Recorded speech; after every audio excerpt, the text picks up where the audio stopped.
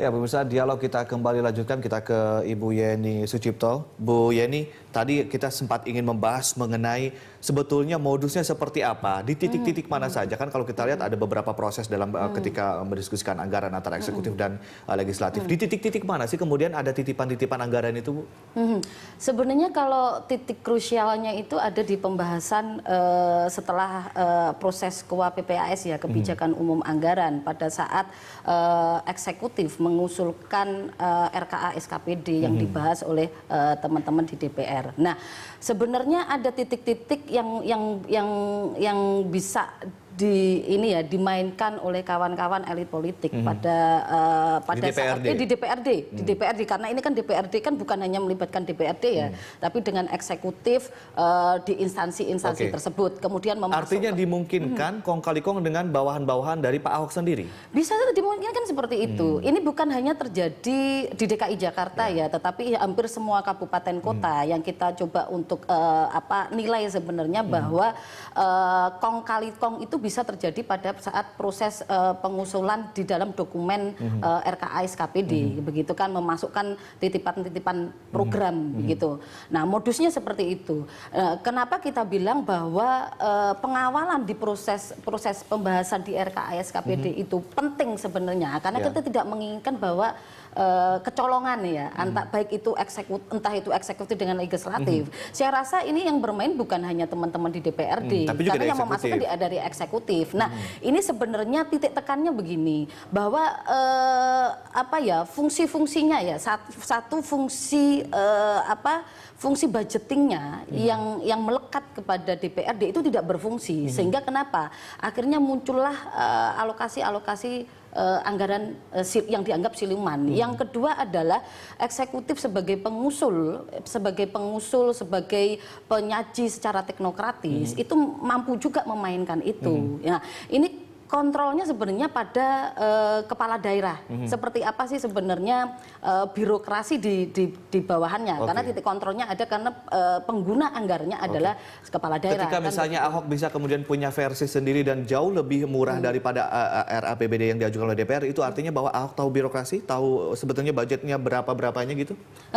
Sebenarnya begini, yang didorong oleh DKI Jakarta dengan membuat e-budgeting itu sebenarnya mencoba untuk menjalankan amanat undang-undang pemerintahan daerah mengenai informasi keuangan daerah. Itu lebih bagus begitu loh, bagus sebagai inovasi begitu kan di suatu daerah, karena ini bagian dari transparansi pengelolaan keuangan daerah. Kita tahu berapa besar program yang ke arah pendidikan, kesehatan, kemudian infrastruktur dan sebagainya. Hanya saja di sini tidak tertransformasikan dengan baik kepada DPRD, begitu kan, sehingga keputusan yang terjadi adalah keputusan politis. Kalau kita mencoba untuk ini ya, kita tidak bisa menegasikan ada proses pada saat menjalankan pembahasan, ada proses politis, ada proses teknokratis, top down, bottom up, dan partisipatif. Hanya saja yang kita nilai saat ini yang berjalan adalah proses politisnya, tetapi menegasikan proses-proses yang keempatnya tadi, top down, bottom up, partisipatif, dan mengenai teknokratisnya, begitu kan. Nah, di DPRD sendiri, di eksekutif sendiri sudah mencoba untuk mengusulkan dalam bentuk teknokratisnya adalah e-budgeting. Nah, kesalahannya Ahok begitu kan. Ini sama-sama salahnya ya. Ahok tidak mencoba untuk mengusulkan sesuai dengan e-budgetingnya. Mungkin ada komunikasi yang terputus di sana. Iya, betul. Sisi lain DPRD tidak pernah memahami secara teknokratis mengenai e-budgeting. Masa sih mereka tidak paham e-budgeting DPRD? Ya, saya rasa begitu. Akhirnya kan keputusannya keputusan politik kan begitu. Tidak mengerti atau tidak mau tahu? Saya kira dua-duanya bisa. Tidak paham dan tidak ini. Kalau kita bilang ada statement ya dari teman-teman DPRD bahwa mereka bilang salah satu pelanggarannya adalah DPRD menyatakan tidak ada payung hukum mengenai e-budgeting. Coba kita melihat sebenarnya di dalam Undang-Undang 23 tahun 2014 soal pemerintahan daerah, di bab 22 mengenai informasi Pemda, pasal 39 itu 309 31 pasal 1 dan pasal ayat 1 dan pasal ayat 2. Ayat 1 mengenai informasi pembangunan daerah, yang kedua adalah informasi mengenai keuangan daerah. Yang kedua ayat kedua yaitu informasi pemerintahan dikelola dalam suatu sistem informasi Pemda, begitu loh. Nah, ini sebenarnya letaknya seperti apa? Letaknya di mana kesalahannya, begitu kan? Kalau Pemprov itu mencoba untuk menjawab, sebenarnya mengimplementasikan undang-undang itu, tetapi DPR itu menyatakan tidak ada payung hukumnya. Tadi Kan Anda menyatakan ini bahwa sebetulnya masalah prosedural dan masalah komunikasi gitu ya, antara mungkin DPR bisa dikatakan belum tahu apa yang namanya e-budgeting. Tapi kalau misalnya kita bicara modus, apakah kemudian hal-hal yang tidak diketahui dalam tanda kutip oleh DPRD ini bisa dijadikan modus juga? bisa saja begitu, karena kan kita bilang yang saya sampaikan bahwa untuk pembahasan APBD ini itu lebih banyak didominasi oleh persoalan politis, menegasikan 4 yang tadi itu, soal top down partisipatif dan mengenai persoalan teknokratisnya, tetapi mencoba untuk mengedepankan soal politisnya, sehingga keputusannya keputusan politis. Hak angket itu kan keputusan politis juga. Tetapi sebenarnya kalau yang saya sampaikan di awal bahwa kekisruhan ini itu diawali hanya karena persoalan administratif, begitu loh ya. Administratifnya karena apa? DPRD Pemprov telat mengajukan ke Kementerian Keuangan, kemudian belum ada tanda tangannya Banggar, kemudian belum adanya rincian secara khusus. Nah, ini kan keinginan kekhawatiran kita bahwa kekisruhan ini akan dijadikan modus-modus transaksional sebenarnya, baik itu antara eksekutif dengan legislatif. Itu yang kita tidak inginkan, begitu. Karena kan kita tahu bahwa yang menjalankan, yang bertanggung jawab penuh adalah kepala daerah. Tapi kan kita belum tahu sebenarnya sejauh mana tata kelola yang dijalankan oleh staf-stafnya di eksekutif, begitu. Bu Yeni, kalau boleh tahu selain modus yang seperti ini, artinya berkelit dari aturan-aturan administratif, kira-kira modus apa lagi yang sering terjadi kalau selama pengamatan Fitra terhadap apa yang di era APBD di Nah, kalau untuk pengelolaan keuangan daerah, kita berefleksi ada di beberapa kabupaten kota dan itu juga terjadi tidak hanya di Jakarta ya? Iya, di DKI begitu kan. Modus-modus yang ada, yang ditemukan oleh teman-teman KPK gitu kan. Salah satunya adalah mengenai laporan fiktif, kemudian penggelapan, penyalahgunaan, kemudian ada salah satunya adalah potensi korupsi, itu diantaranya itu lebih banyak mengenai persoalan pengadaan, kan begitu. Dan itu biasanya nomenklaturnya ada di barang dan jasa dan modal. Kalau kita modal, kita tahulah. BPK saja mencoba untuk menilai bahwa hampir 45% itu berpotensi untuk dikorupsi dengan adanya itu tadi laporan fiktif, penggelapan, penyalahgunaan. Kemudian di barang dan jasa karena itu habis pakai gitu kan. Itu juga lebih banyak laporan-laporan fiktif. Nah, yang kita nilai di DKI Jakarta, karena kemarin kita mencoba untuk menemukan bahwa banyak pengadaan yang dimunculkan begitu kan. Karena pengadaan ini kan modusnya mereka adalah kong kali kong dengan pihak swasta. Kan salah satunya begitu. kalau di Jakarta ini di sektor pendidikan ya.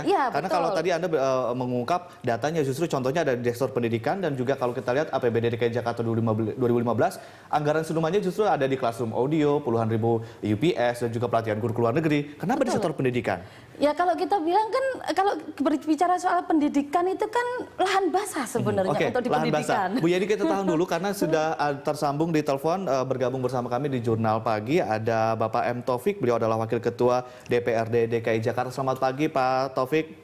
Selamat pagi, Mas. Ya, Pak Taufik, dari pihak DPRD sendiri menyatakan bahwa Ahok kemudian melakukan pengaduan masalah dana siluman era APBD ini gara-gara memang Ahok sudah mengetahui akan terjadi hak angket. Apa komentar Anda, Pak Taufik? Iya, itu kan reaksi atas keputusan angket DPRD saja. Itu. Kalau nggak ada angket, saya kira gubernur tenang-tenang aja. Contohnya apa? 2014 sudah terjadi, kalaupun baru lapor sekarang.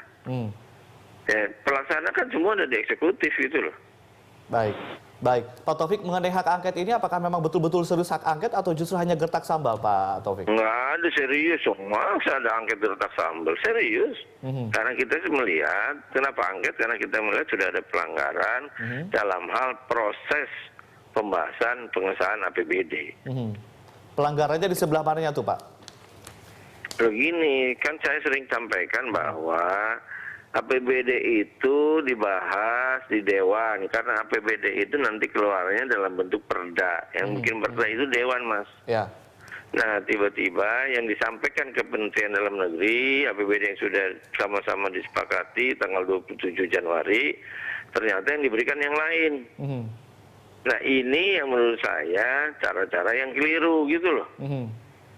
Baik. Itu kan melanggar aturan. Iya, Pak Jadi Taufik. kita dibohongi aja. Baik, teman-teman dari Fitra kemudian juga memiliki versi RAPBD dari DPRD dan juga versi RAPBD dari Pemprov DKI Jakarta. Ya, nggak Katanya ada banyak sekali perbedaan begitu. Apa komentar Anda mengenai hal ini, Pak? Iya pasti, Mas, pasti beda. Banyak hal yang terjadi perbedaan ya, dikarenakan ada juga yang SKPD-nya nggak mau jalanin karena bukan tupoksi dia. Banyak loh program yang begitu, yang kemudian dia minta supaya ini dicoret. Terus kan dananya tetap harus ada perimbangan. Ya. Jadi kalau kami mengatakan bahwa selama itu masuk dalam proses pembahasan itu sah-sah saja. Karena dibahas bersama SKPD loh. DPRD nggak bisa bahas sendiri. Baik, baik. Jadi bersama-sama, nggak ada yang namanya bahas DPRD sendiri. Bersama-sama SKPD. Mengenai e-budgeting Baik. sendiri bagaimana, Pak? Kemudian ada temuan dari ada statement dari Fitra sendiri bahwa DPRD sepertinya tidak mengetahui tentang e-budgeting. Oh, bukan nggak mengetahui, jangan so tahu itu Fitra itu. Masa nggak mengetahui e-budgeting? DPRD setuju e-budgeting. Ya. Cuman di mana ditaruhnya? Jadi harusnya gini ya, kalau e-budgeting diproses sebelum pengesahan APBD, terus ngapain disampaikan ke DPRD? E-budgeting itu kan buat alat, dia tidak masuk dalam proses pembahasan, alat untuk transparansi. Mestinya setelah selesai disahkan, kan dievaluasi Mendagri, balik lagi disahkan, masukinlah e-budgeting supaya tidak ada lagi yang menambah, mengurang gitu ya. Kemudian supaya masyarakat tahu itu dong. Baik. Kalau di awal-awal sudah masukin e-budgeting, kalau gitu membohongi kami. Ngapain Anda suruh anak buah ikut proses pembahasan, dianya sendiri menyampaikan rancangan APBD, itu kan melanggar prosedur dong. Baik. Ya. Baik. Oke. Pak Taufik, kita jeda sebentar, nanti kita akan sambung lagi tentunya di Dialog Jurnal Pagi. Tetaplah bersama kami, Pak Taufik, dan juga Bu Yeni tetap bersama kami, dan pemirsa kami akan segera kembali.